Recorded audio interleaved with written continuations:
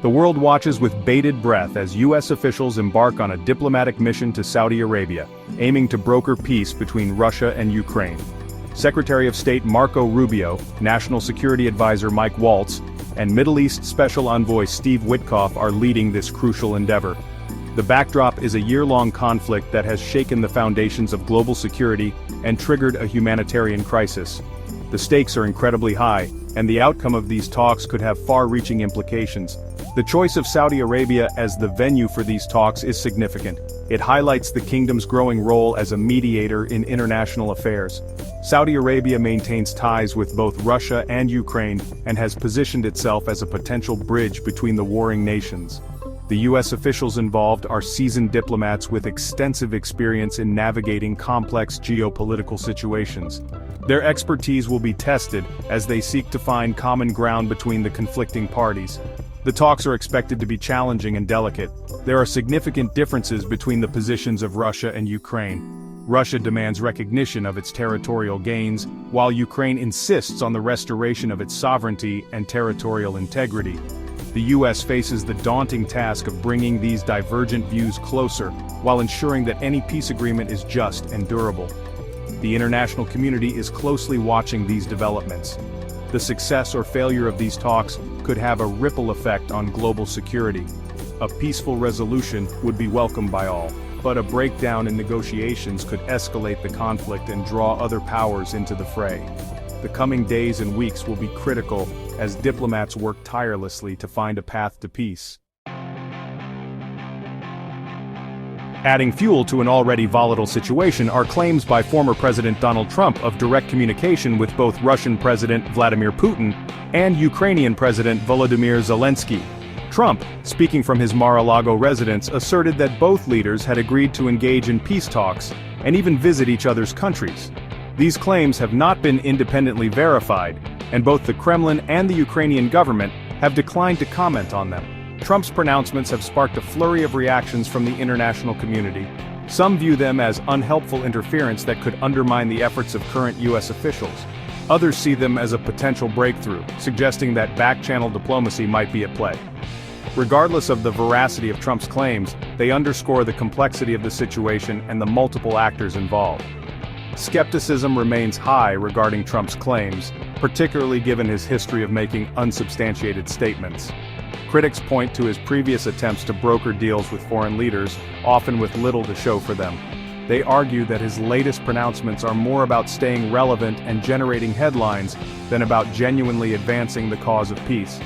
The Biden administration has distanced itself from Trump's claims, reiterating that its focus remains on supporting Ukraine and working with allies to hold Russia accountable for its actions. The administration has emphasized that any peace negotiations must be led by Ukraine and must not reward Russian aggression. The international community is closely watching how these developments unfold, and what impact, if any, Trump's claims will have on the peace process. At the heart of this complex situation lies the unwavering determination of Ukrainian President Volodymyr Zelensky and the Ukrainian people. Zelensky, in a powerful address to the nation, reiterated his commitment to defending Ukraine's sovereignty and territorial integrity. He emphasized that Ukraine must be a full and active participant in any peace negotiations, and that no deals will be accepted that compromise Ukraine's independence. Zelensky's stance has garnered widespread international support. Many countries have expressed solidarity with Ukraine and condemned Russia's aggression.